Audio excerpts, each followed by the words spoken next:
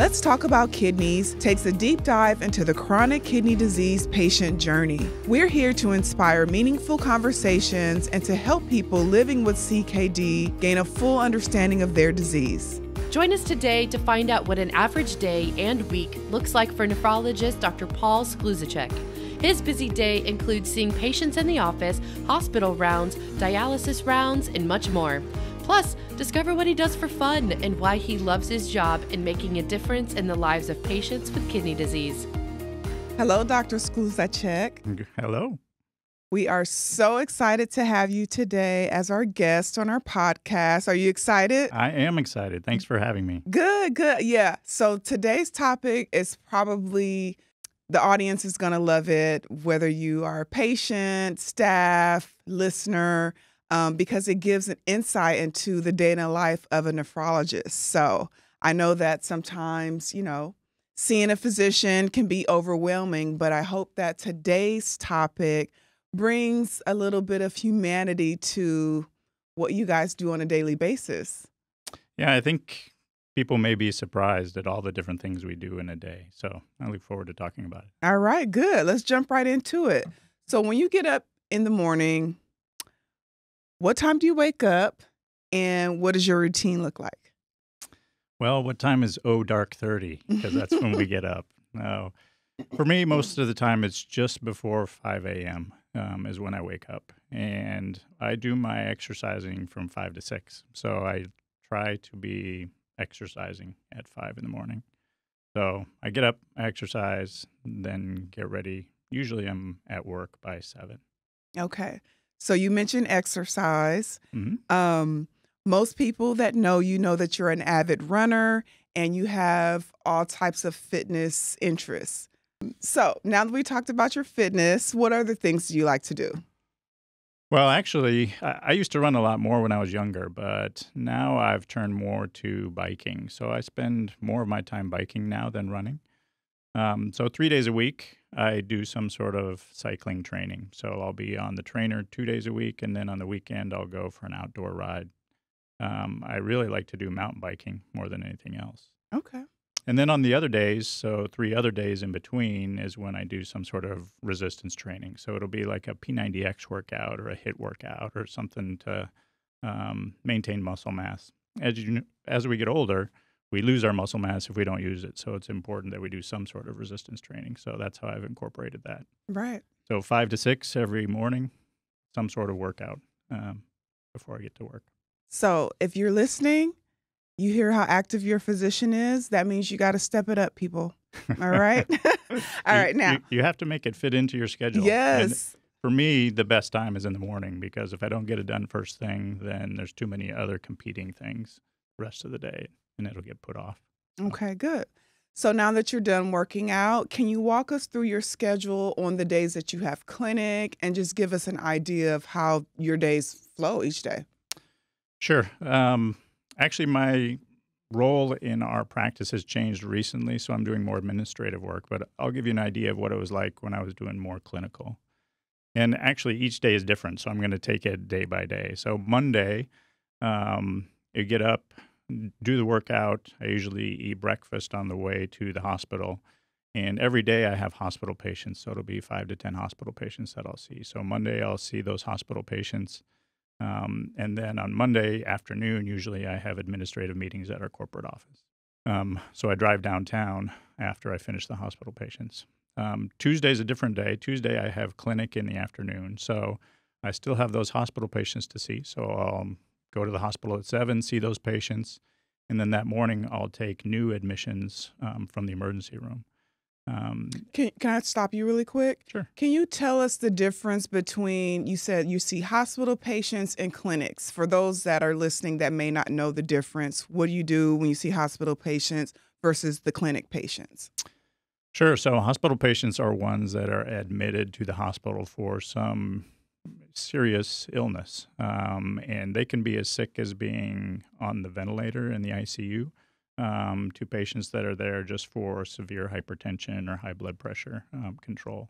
So those are the ones that spend the night in the hospital are the ones that we see first thing in the morning. Okay. Usually they're more critical. And then the clinic are the outpatients that we see in the office. And the focus there is to preserve their kidney function, protect their kidneys, keep them out of the hospital. Okay.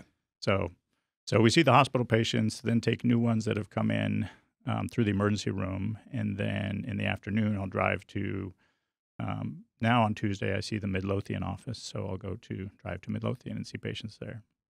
Wednesday is a little bit different. Wednesday is more focused for me on dialysis. So I have 4 shifts of dialysis patients at 4 different dialysis clinics. And dialysis is different from... Wait a minute. 4 different clinics, 4 different shifts. 4 different. You're just burning up the DFW highway, Right. obviously. We try to, as a practice, we try to group them together so that we don't have to drive as far. But there is a fair amount of driving from place to place. Okay. So as you know, when your kidneys stop working, you need your blood cleaned somehow. And that's what dialysis is for. It cleans your blood when your kidneys stop working. And so there are dialysis clinics throughout the city where patients go to get their blood cleaned. And we see them once a week on dialysis. So I have 4 different shifts in 4 different clinics, some in Lancaster, some in Waxahachie. So on Wednesday is really my dialysis day. So I'll spend almost the entire time seeing those patients. And in between going to those dialysis clinics, I also have to stop by the hospital to see those patients that are still in the hospital. Okay, so when are you eating? When are you taking a breath? That is a lot. Yeah, that's especially a good 4 question. different clinics. So what I normally do, and I don't know what everybody else does, but I usually make my lunch and pack it in a cooler. And so I end up eating my lunch on the road while I'm driving from place to place. Other people may just skip lunch. In fact, that's what I used to do when I was younger, but realized that by the end of the day, I'm too tired. Yes. I do that. So yeah, now I pack my lunch and eat it on the way in between different places. Okay, so that's Monday, Tuesday, Wednesday. What are you doing on Thursdays and Fridays?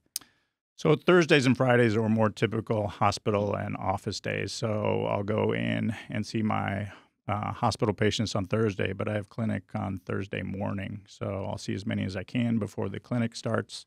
Then I'll see the clinic, and then in the afternoon, I'll go back to the hospital to see the rest of the patients. And then we'll take some new patients from the ER Thursday afternoon. And then Friday is very similar. My clinic's in the afternoon. I see the hospital patients in the morning.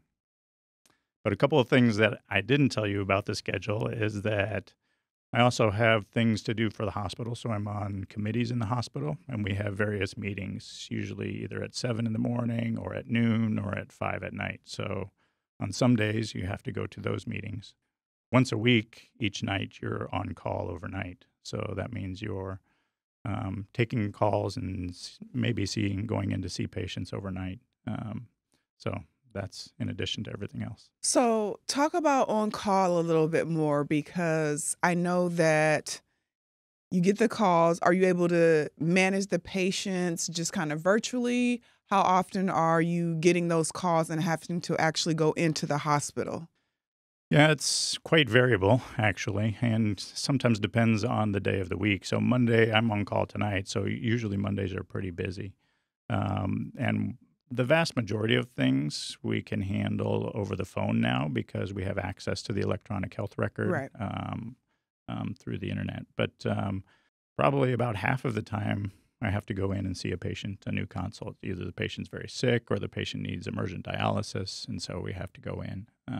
So a lot of times, if it's before midnight, I'll go in to see him that night. If it's after midnight, I usually just skip my morning workout and go in at 4 or 5 in the morning. Okay. So you're sacrificing for the patients. Yep. Sleep gets sacrificed. Yes. That's why I have so much gray hair, I think. It looks fantastic. How do you stay up to date on current events in the medical and healthcare industries? Well, that can be difficult with everything else that we have to do, as you saw. So traditionally, we go to an annual meeting. In fact, I just came back from the American Society of Nephrology meeting in Orlando a couple weeks ago, where we learned about the latest updates. That meeting is only once a year, though, and there are a lot of things that can happen in a year. Yeah, that develop or are published in between that time. So I subscribe to several medical journals that are nephrology related, and they send emails with new articles. And so if there's a new article that applies to my patients, I read that. There are also podcasts. So there's something called Freely Filtered that kind of goes over these new, very important studies and how it relates to patient care. So we listen to those sometimes when I'm exercising at 5 in the morning. And there are a lot of other webinars available online too. So if there's a topic, you can click on a scheduled webinar or watch on demand. So there's a lot of different ways. And you need all those ways in order to fit it into kind of a Right. complicated schedule. Right. So, next question. How do you handle stressful situation or pressure situations? I know just going through your schedule, that's a lot. Obviously, you're a medical professional, but, do you ever get stressed? And if so, how do you handle that? Like with this podcast? No. You're doing great. Just This is kidding. so Just fun. kidding. You're a great host. Well, I think I go back to when I was in the military. And the military, the way they deal with things is try to predict what may come up and then practice things. So we do a lot of training, and we as medical professionals do a lot of training and education. And the more you can prepare ahead of time, the easier the stressful situations become. Now, if you're exposed to a new situation that you've not trained for, then I guess you just focus on that exclusively. You ignore the cell phone, the social media, everything else, and you work with the other people around you. In fact, most situations, there's a team of people around that can help. So you work together with the team, and you focus on what's the most important thing at that time. What characteristics are important for healthcare professionals to possess? We're in the business of taking care of people, and so I think compassion is probably the most important thing. Patients with kidney disease have complex illnesses, and it's hard to navigate the healthcare system. So we as providers need to be compassionate, not only with the patients, but with their families and their other situation. Okay, so I think that's probably most important. Second, I think it's important that we are educators for our patients and collaborators. So, because it's complicated, I think it's important for me to kind of teach my patients what's going on with their illness and what the options are. I think the internet and some misinformation that patients are getting, both on social media and related to healthcare, is kind of a hurdle for providers. So patients will come in thinking one thing, and I have no idea where that came from because there's data to show that's completely false. Right. So that's kind of been a big hurdle for healthcare as well. And then finally, part of my new role with our practice is to help the practice transition into something called value-based care. So that's where we focus more on the outcomes and the cost. So value is outcomes divided by cost. So traditionally, we see the patients when they come in and have a problem.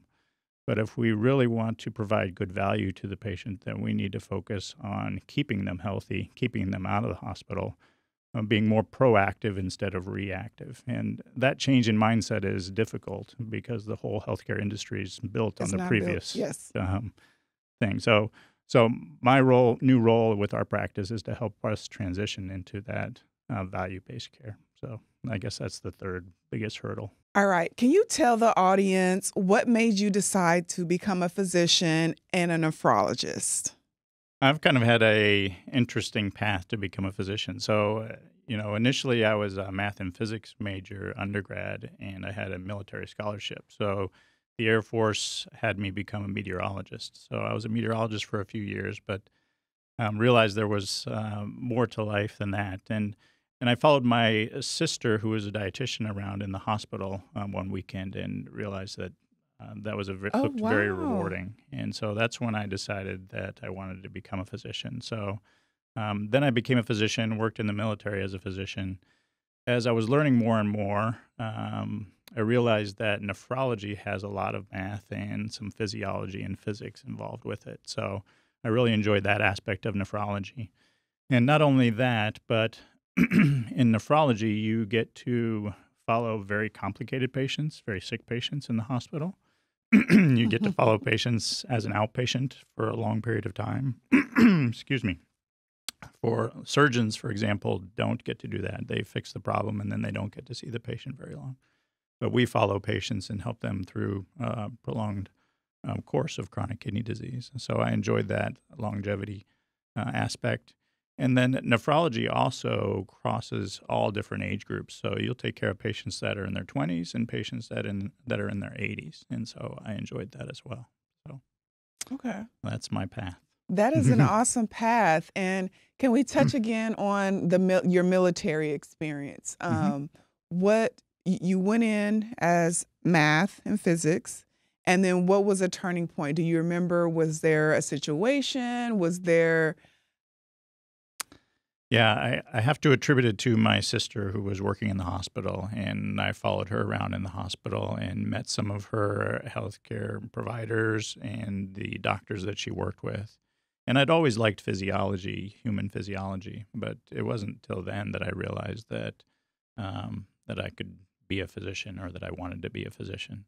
Before, I was turned off by all of the training. You know, it is a long course of training, but after I had some experience as a meteorologist and didn't want to do that long term, I realized it was worth the extra training to become a physician. Actually, this is going to be our final question, and I think it's going to kind of give us more insight into you personally.